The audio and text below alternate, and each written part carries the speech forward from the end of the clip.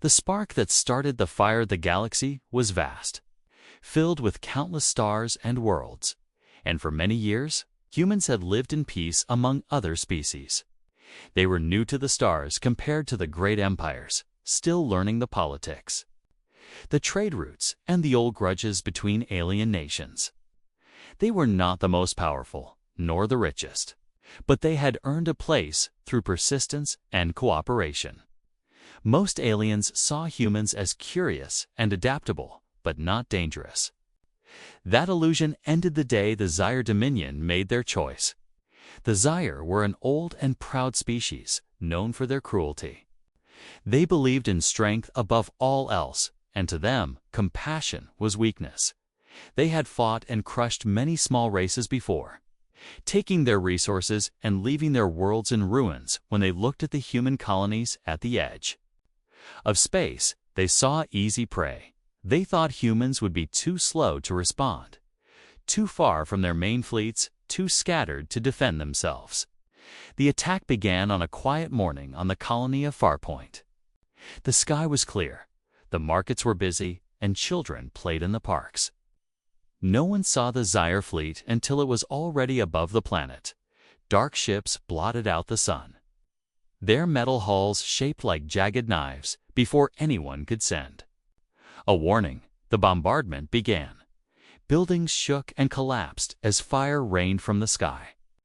People ran, but there was nowhere to hide. The Zyre soldiers landed in black armor, moving through the streets like shadows of death. The humans fought back with what little they had, a handful of defense ships and ground militia, but against the Zyre war machines, they were hopelessly outmatched. The colony's main defense tower fell within hours, its signal cut off from the rest of human space. The screams of the wounded echoed across the burning city. In the chaos, families were torn apart. Mothers searched for children, husbands searched for wives, and many never found them again by the second day. Farpoint was nothing but rubble. The Zyre rounded up survivors and made them kneel in the town square. The leader of the Zyre garrison broadcast a message across the stars. He called humans a mistake of nature, unworthy of space. He said the Zyre would do to every human world what they had done to Farpoint.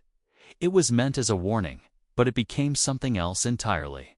In the last hours before the colony fell completely silent, a young human woman named Kara Vance managed to send a single transmission. Her face was dirty and bloodied, her voice shaking, but her eyes burned with rage. "They took everything," she said. "They think we will bow. They think we will break. Make them pay." That message reached every human fleet, every human settlement, every human ear. It did not fade. It burned. It carried not just the pain of one woman, but the fury of an entire people on Earth. The leaders watched the broadcast in a silent war room. The image of Kara's face stayed on the screen long after the signal ended. No one spoke for several minutes. Then Admiral Hayes, the oldest member of the fleet command, stood up. "Send the orders," he said quietly. "All fleets are to prepare for mobilization across human space." The quiet life ended overnight. Shipyards that had been building cargo vessels began building warships. Factories that made farming tools began producing weapons. Pilots were called back from leave. Soldiers were called from colonies, in bars and markets. In cities and remote outposts, the story of Farpoint spread. People whispered about the Zyre, some with fear, most with anger. Children asked their parents why anyone would do such a thing. And the answers were always the same: because they think we are weak. But humans had a history, one the Zyre had not bothered to learn for centuries before they reached the stars. Humans had survived wars, disasters, and impossible odds. They had fought for freedom, rebuilt after destruction, and never forgotten those who had wronged them. The more the Zyre celebrated their victory, the more human resolve hardened. Kara's message was replayed in every military briefing, in every recruiting station. Her voice became the rallying cry, her words etched into the hearts of soldiers and civilians alike. And somewhere, deep in the halls of the human defense. Command, a plan began to form, not for peace talks, not for negotiations, but for something the Zyre had never imagined, a war that would not stop until the Zyre were erased from the galaxy's memory. The spark had been lit, and no one, not even the most powerful fleets in the galaxy, could put out the fire that was coming. The Council's warning: the Galactic Council had seen wars before. It had existed for centuries, bringing together the most powerful civilizations to keep peace across the stars. They had stopped conflicts between rivals, punished pirate kings, and even forced ancient enemies to sign fragile truces. But when the news of the Farpoint massacre reached their high chamber, the reaction was not unity, it was fear. The Council was made of towering crystalline beings from Aerith, scaled lords from Draketh, and feathered diplomats from Velos. And now, each of them whispered the same worry. Not about the Zyre, but about the humans. They all knew the Zyre were brutal, but their brutality was predictable. Humans, however, were unpredictable. No one could say how far they would go once provoked. And the Council feared what might happen if humanity's anger was truly unleashed. In the Grand Assembly Hall, the representatives debated. Some called for the Zyre to be sanctioned, their fleets reduced. Others insisted it was not the Council's problem, but the Velos ambassador, with feathers trembling, spoke the thought that had been circling unspoken. If humans seek vengeance, it will not stop with a battle. It will be a storm. The Council's decision was made in a closed-door meeting. They would send envoys to both sides to warn the Zyre against further attacks and to plead with the humans to stand down. They hoped to freeze the situation before it spiraled into something no one could control. 3 days later, a fleet of neutral ships entered Earth's orbit. They carried the Council's most respected mediators. Beings who had ended wars with words alone, they were welcomed with courtesy, but not warmth. The human leaders gathered in the central hall. Faces hard, eyes unreadable. The oldest of the mediators, a shimmering Aerith diplomat named Solinar, stepped forward. "Humanity," he began, his voice soft but carrying across the hall. "We understand your pain. We mourn your losses. But we urge you, do not answer blood with blood." The room remained silent. President Alden leaned forward, his hands clasped. "And when the Zyre slaughtered our people, did you tell them the same?" he asked. Solinar shifted uncomfortably. "We have spoken to them as well." "Yes." The president's voice hardened. "Did they listen?" The silence that followed was the only answer anyone needed. The Council delegation spoke for hours. They warned of destabilizing trade routes, of frightening neutral systems, of drawing other powers into the fight. They spoke of history, of the last time an empire had been erased, a wound in galactic memory that had never healed. But every warning was met with the same quiet stares from the human side. No one interrupted. No one argued. They simply listened, which was somehow more unsettling than anger. When the talks ended, Admiral Hayes walked the Council envoys to their ships. His voice was calm, but there was steel beneath it. "We appreciate your concern," he said, "but you misunderstand us. We are not planning war because we like it. We are planning it because the Zyre already declared it the moment they landed on Farpoint, and when we are done, there will be no one left to threaten our people again." The Council envoys left uneasy. They had hoped to find humans willing to negotiate, but instead they found something colder. It was not rage that frightened them, but the quiet, disciplined determination. The humans were not screaming for revenge. They were preparing for it. And that, in the eyes of those who had seen centuries of conflict, was far more dangerous. Meanwhile, the Zyre's reaction to the Council's warning was open mockery. Their leaders sent back a recorded message dripping with contempt. They called humans soft-bodied creatures hiding behind the words of others. They promised to burn another colony soon, just to prove their dominance. They even suggested the Council stay out of the matter if they wanted to keep their ships intact. These words reached Earth within hours. They were broadcast in military briefings on public screens, even in small town halls across the colonies. Every human who heard them felt the same thing, not fear, but resolve. The Zyre thought they were playing a game of intimidation. But they had misread their opponents completely, in shipyards orbiting. Mars' new battleships rolled out into the black, on Luna's military academies. Fresh recruits trained day and night. Even far out on the mining stations of the belt, workers signed up to crew the warships. The movement was not forced, it was voluntary. Every man and woman who joined knew exactly why they were doing it. From the Council's perspective, they had done their part. They had issued the warning, made the speeches, sent the envoys. But deep down, the oldest members of the chamber already knew the truth. Once a human decision was made at this level, nothing in the galaxy could stop it. And so, the quiet days before the storm stretched on in the heart of human space, fleets gathered. Like thunderclouds out on the frontier, scouts vanished into Zyre territory. The galaxy watched and whispered, some praying the Council had been right, but those who knew humans well said nothing. They understood the warning had been given. Now, the reckoning would come. The galaxy had gone quiet, not peaceful, quiet. In the way a battlefield becomes silent just before the first shot. The Zyre believed humans were still gathering their courage. The Council thought diplomacy might still hold, but those who truly understood humans knew the truth. They were already moving. The first sign came not from a great battle, but from a whisper in the dark on the far edge of Zyre territory. A massive orbital station floated above a mineral-rich moon. It was a fortress, bristling with heavy guns and defended by a full garrison. The Zyre had always considered it untouchable for decades. It had been their pride, a symbol of their control over the frontier.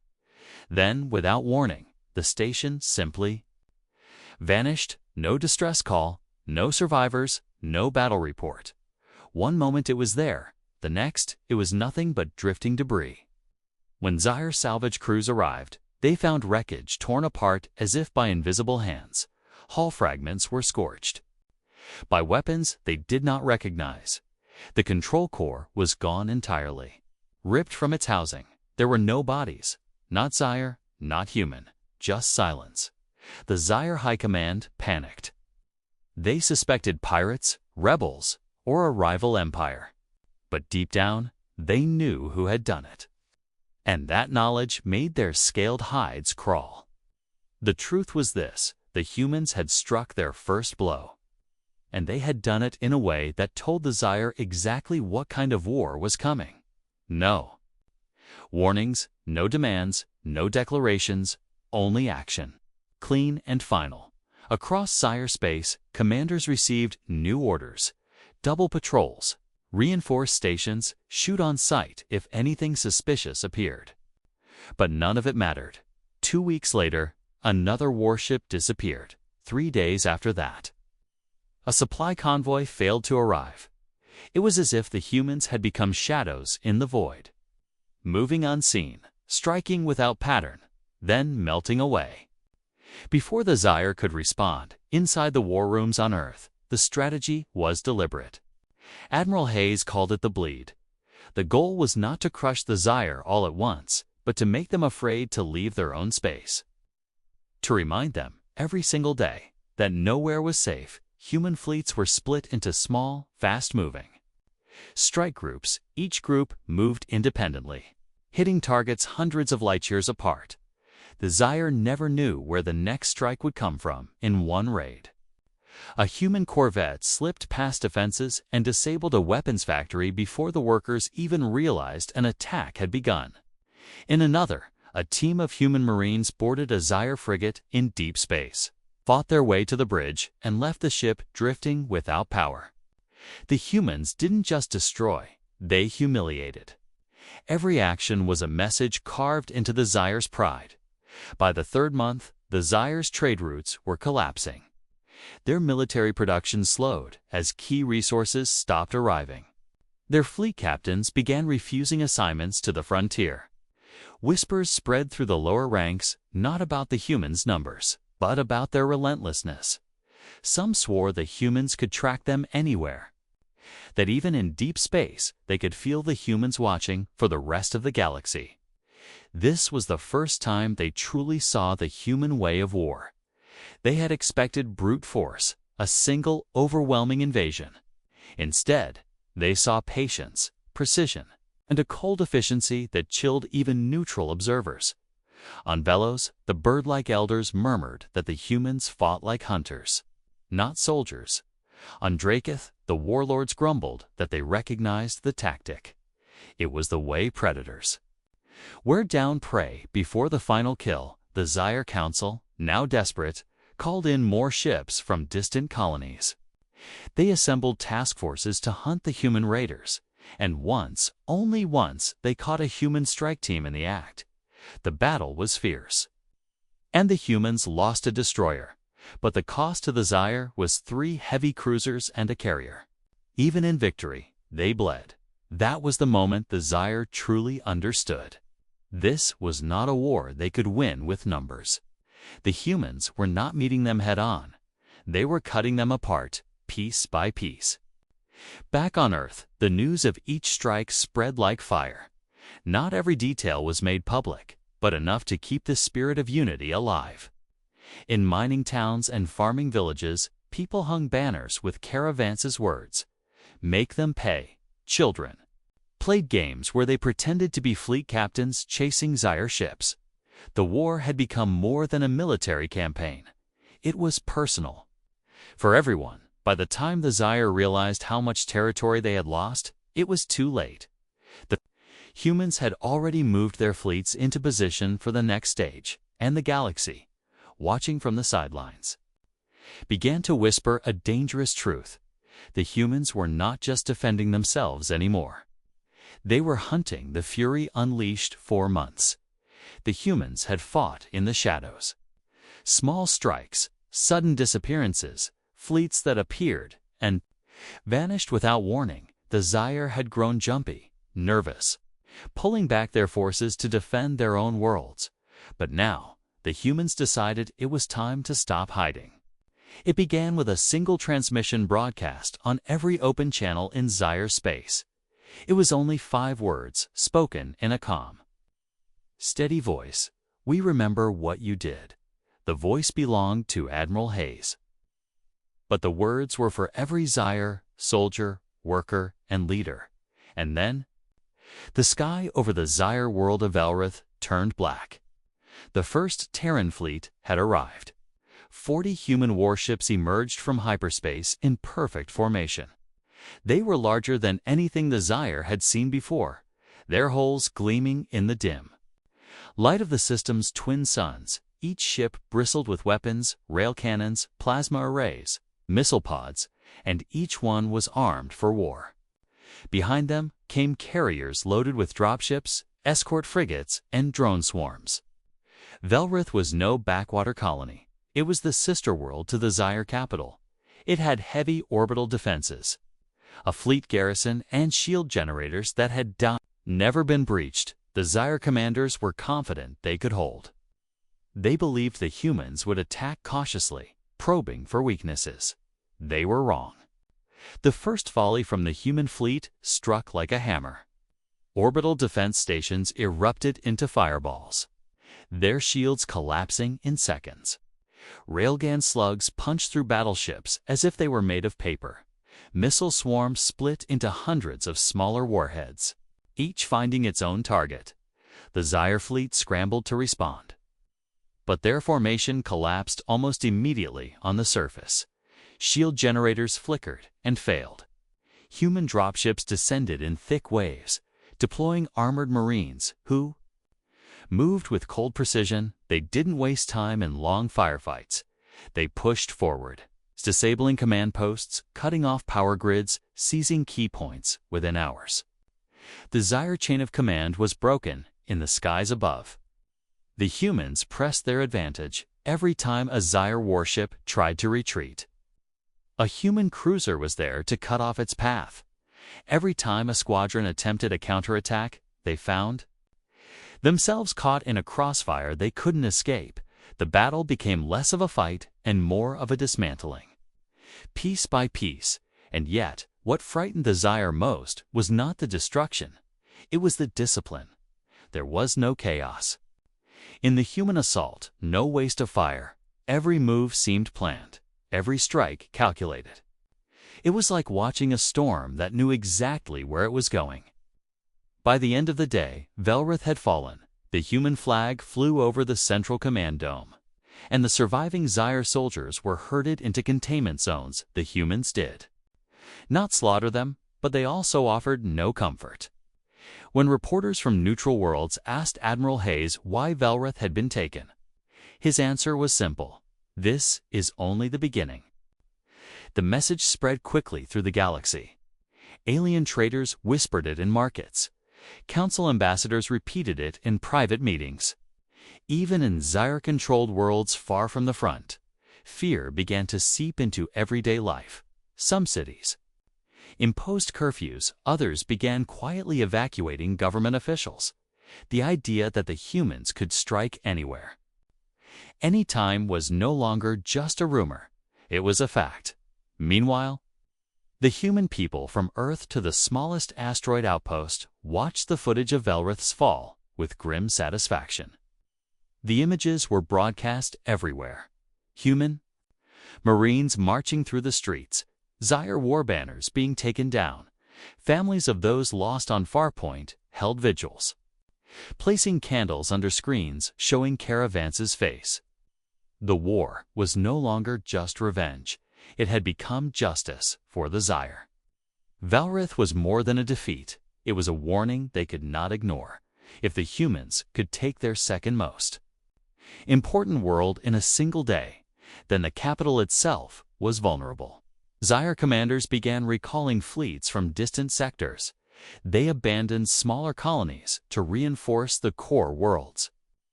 It was a desperate move, and the humans saw it for what it was: a chance to push even harder. Back in the war room on Earth, the strategy shifted. The time for small raids was over. Now the fleets would move like a spear, driving straight into the heart of Zyre space. Every captured world would serve as a staging ground for the next. And the humans would not stop until the Zyre name itself was nothing more than a shadow. The galaxy, watching from afar, began to realize something unsettling. The humans were not fighting like a young species anymore. They were fighting like an old empire, one that had been to war many times and learned exactly how to win. And if they were allowed to continue, there would be nothing left of the Zyre but the stories people whispered in fear. The fury had been unleashed, and there was no force in the stars that could cage it again. The fall of Velrith had shaken the Zyre dominion to its core. Worlds that had once spoken the name Zyre with pride now whispered it with fear. Their fleets were scattered, their supply lines shattered, and their people restless. But in the high halls of the Zyre capital, the rulers still clung to one last hope: a single, massive counterattack. The plan was desperate. They would gather every warship left in their empire, from patrol boats on the outer rim to heavy cruisers guarding the core worlds. Every ship that could still fly was ordered to converge on a single point in space. Their target, the human fleet moving toward the capital. The Zyre believed that if they could destroy this fleet in one decisive battle, the humans would finally be forced to negotiate. It was a gamble, but it was all they had left. On the human side, Admiral Hayes received reports of this massive fleet gathering. His officers debated whether it was a trap. But Hayes knew this was the moment they had been waiting for. "They're not trying to lure us," he said, staring at the star maps. "They're trying to survive." The chosen battlefield was the Vornis Expanse, a stretch of empty space. Surrounded by unstable asteroid fields, the Zyre believed the terrain would favor them, allowing smaller ships to flank the humans. They did not realize that the humans had already studied the expanse in detail and prepared for exactly this kind of fight. When the two fleets finally met, the sight was like something out of legend. The Zyre came with more than 600 ships, battleships, destroyers, carriers, and swarms of attack craft. The humans arrived with barely 200. To an outsider, it looked like certain human defeat. But the humans had brought something far deadlier than numbers. New weapons built in secret. As the battle began, the Zyre charged forward, unleashing a storm of plasma fire. Human shields flared under the assault. But their formations held steady. Then, at a single command from Hayes, the human fleet opened fire. From the lead ships, massive railgun slugs launched at near-light speed. They tore through multiple Zyre vessels in a single shot from the carriers. Swarms of autonomous drones flooded into the battle. They moved like living things, weaving through enemy fire and latching onto Zyre hulls. Each drone carried a shaped charge designed to punch straight into a ship's power core. Within minutes, the Zyre front line began to collapse. Explosions rippled across their formation. Ships that tried to retreat found human frigates already waiting to cut them off. In the chaos, a squadron of human stealth cruisers slipped around. The battle struck directly at the Zyre flagship. The flagship was the pride of the Dominion, a massive vessel with triple-layer armor and enough firepower to level a planet. But the humans didn't try to outgun it. They targeted its engines and communication arrays, blinding it and leaving it adrift. As the helpless ship floated in the dark, the human fleet surrounded it. Hayes opened a channel and spoke only one sentence. "This is for Farpoint." The flagship exploded in a blinding flash. The shockwave tore through the nearby Zyre ships, and with their command, destroyed. The rest of the fleet broke. Some tried to flee, but the humans gave no escape. Every retreating vessel was hunted down, disabled, or destroyed. The battle lasted less than an hour. When it was over, more than 90% of the Zyre fleet was gone. The few survivors scattered into deep space, leaderless and broken. In human history, it would be remembered as the cleanest and most decisive victory ever. 1. News of the battle reached the galaxy in hours. All across neutral worlds, alien leaders held emergency meetings. Some feared that the humans would turn their fury on others, but Hayes made it clear humanity had no interest in conquest, only in making sure the Zyre could never harm them again. On Earth, the victory was met with both relief and sorrow. People celebrated, but they also remembered the lives lost since Farpoint. Caravance's image appeared again on every broadcast. Her words echoing, "Make them pay." And now everyone knew they had. For the Zyre, the defeat was the end. Their political structure collapsed within days. Rebellions broke out on their remaining worlds. Without their fleet, they had no way to hold power. One by one, their colonies fell silent, in less than a way. The Zyre name would disappear from every map. The final blow had been struck. And the galaxy understood the lesson. If you awaken human fury, there will be no second chance. The war was over. The Zyre fleet was gone. Their leaders dead or scattered, and their colonies abandoned, but humanity was not finished. To most, Empire's victory meant forcing your enemy to sign a treaty or paying tribute. To the humans, this war had been about something far deeper, ensuring the Zyre would never exist again. It began quietly, without fanfare. There were no more battles, no more grand declarations. Instead, small human teams moved across former Zyre worlds. Dismantling what was left, their cities were stripped of banners, monuments, and symbols. Their archives were emptied, their records erased. It wasn't just military history, it was everything: songs, poems, art, even the name of their species was removed when alien scholars protested. Asking why humanity would destroy such history, the answer was always the same. Some names are not worth remembering, and with each passing week, it became harder to find anyone who would even speak the word Zyre. The process spread beyond the planets themselves. Trade databases were altered, Navigation maps updated to replace Zyre territories with neutral coordinates. Old Council. Records were quietly rewritten to remove their name entirely. It was as if they had never joined the galactic community, never fought wars, never existed at all, in time. Other species began to follow humanity's lead, not out of fear of humans alone, but because they had seen what the Zyre had done. The massacres, the cruelty, the arrogance. Few wanted to keep such a legacy alive. And so, the erasure became a shared effort. Every database, every galactic archive, every cultural record, all cleansed. Meanwhile, the survivors of the Zyre race hid in remote corners of space. Most stayed silent, afraid to reveal themselves. A few tried to contact outsiders, begging for help. But even those who listened found themselves hesitating. To speak the name was to risk human attention, and no one wanted that on Earth. There was no celebration, no great parades, no songs of triumph. Instead, there was a quiet satisfaction. The people knew justice had been done. Families of Farpoint's dead gathered in memorial halls. They didn't cheer. They didn't shout. They simply stood in silence.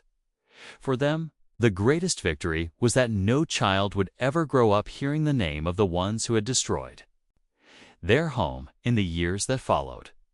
Young cadets in human military academies would sometimes ask about the war. They learned about the Battle of Velrith, the Vornis Expanse, and the final blow. But when they asked who the enemy had been, instructors gave the same answer every time. That is not important. The lesson was not about who the enemy was, but about what happens when humanity is pushed too far across the galaxy. Rumors replaced truth. Some claimed the enemy had been a warlike insect race. Others swore it was a reptilian empire, but no one could agree. Because there were no surviving official records to prove it, the word Zyre became like a ghost, a sound people thought they remembered but could never place in private. The human leadership understood the power of what they had done. By erasing the name, they had denied the Zyre even the honor of being remembered as an enemy. They were not martyrs, not legendary foes. They were nothing, a void in history. A species that had made one fatal mistake and vanished because of it. And the galaxy noticed. Other powers, even the great empires, began treating humanity differently. No one wanted to be the next forgotten name. Disputes with humans were resolved faster. Trade agreements signed without argument. It was not fear of human weapons alone, but of the human will to act without mercy once wronged. One day, decades after the war, a council archivist stumbled upon an old, unedited star chart. In its dusty lines, she saw a name she did not recognize. Marking a sector long since empty, she brought it to a senior historian and asked, who were they? The historian looked at it for a long time, then slowly erased the name. No one worth remembering, he said, and walked away for the rest of the galaxy. The Zyre were gone for humanity. The memory was sealed deep, never spoken aloud, but in the hearts of those who had fought and lost loved ones, there was still one unspoken truth. If any species ever made the same mistake, the same fate would follow. The name had been erased, but the warning remained. Years passed after the war. The stars kept burning. Trade ships kept moving. And the Galactic Council returned to its endless debates. But in the quiet spaces between worlds, something had changed. It was not written in any treaty or carved into stone. Yet every leader, every captain, and every trader knew it. The silent rule: do not make humanity angry for the younger generations. The war was a story told in fragments. They heard of a human fleet that moved like lightning, of battles decided in minutes. They heard whispers of a nameless enemy that had been erased from maps and memory. But the details were vague. The names missing, the faces lost. Only the warning remained. On worlds far from human space, alien parents used the story to teach. Their children caution, do not steal, do not lie, and never provoke the humans. They would say, some told it like a ghost story in dimly lit rooms. With hushed voices, others told it as fact, standing in front of faded hallies of human warships. No one agreed on what the enemy had looked like, but they all agreed on one thing. The humans had fought until there was nothing left. In the council chambers, the memory of the war-shaped politics without ever being named. When disputes with humans arose, the council moved quickly to smooth them over. When a trade agreement with Earth was delayed, it was signed within days. Even the most arrogant diplomats kept their words measured in human presence. It was not fear in the ordinary sense. It was respect mixed with the memory of something terrible. Some species tried to test the boundary. A pirate lord once attacked a human convoy near the neutral zone. Within a week, his fleet was gone, his base destroyed, and his name erased from the smuggler networks. The lesson spread again, fresh and sharp. The humans did not bluff, and they did not wait. Among humans themselves, the war became a quiet shadow. Veterans spoke little of it when asked by young cadets what the enemy had been like. They gave vague answers. It doesn't matter who they were. They would say, what matters is what they did. And then, after a pause, and what we did in return. On the anniversary of the Farpoint massacre, memorials were held not with parades, but with silence. People lit candles, placed them in rows, and left them to burn through the night. The image of Cara Vance, still young, still defiant, played on public screens. Her words make them pay had become more than a cry for justice. They were a reminder of the cost of crossing the line out in the frontier. Human trade ships began visiting worlds that had once feared them. They came with goods, not guns, and offered fair deals. And yet, the merchants noticed something. Negotiations always went faster. Prices always leaned in humanity's favor. The ghosts of the war still walked beside every handshake. In the military archives on Earth, there was one room sealed from the public. Inside were the complete records of the Zaire War. The battles, the names, the faces, the maps. Only a handful of admirals and historians were allowed inside. They guarded the truth, not to protect humanity's image, but because the decision had been made long ago. The galaxy did not need to know the details, only the lesson. And so, the lesson lived on, passed quietly from captain to captain, ambassador to ambassador. Never provoke humanity without cause. Never mistake their patience for weakness. Never forget that when humans decide a threat must end, they will not stop until it does. One day, decades later, a young alien scholar stood before the council and asked a dangerous question. Is it true, she said, that there was once a great empire that vanished, and the humans were the reason?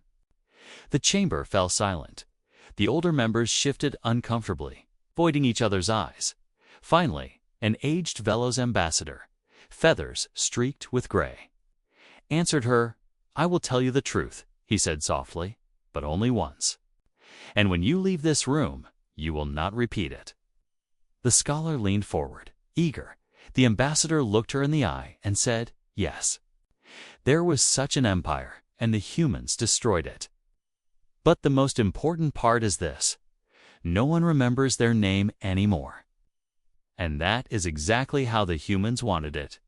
The scholar shivered, not from fear, but from the weight of the words. She understood then why the story had been hidden. It was not just a tale of victory. It was a warning carved into the bones of the galaxy. And so, in the years to come, the story would live on without details. A nameless enemy, a war fought without mercy, and a lesson too dangerous to ignore. The galaxy would forget the name, but it would never forget the rule. Do not make humanity furious, ever.